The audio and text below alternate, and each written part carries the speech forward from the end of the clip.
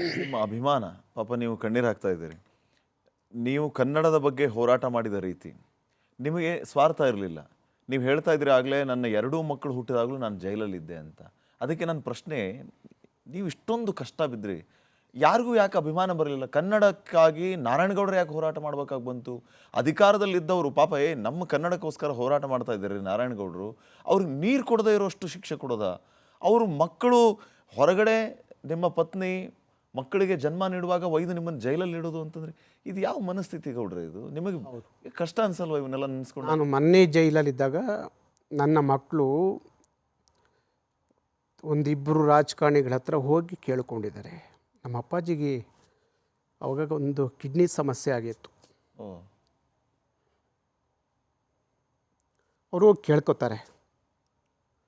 ಯಾರು ಒಂದು ಚೂರು ಆ ಮಕ್ಕಳು ಬಂದಿದ್ರಲ್ಲ ಅನ್ನೋ ಕರುಣೆನೂ ಇರಲಿಲ್ಲ.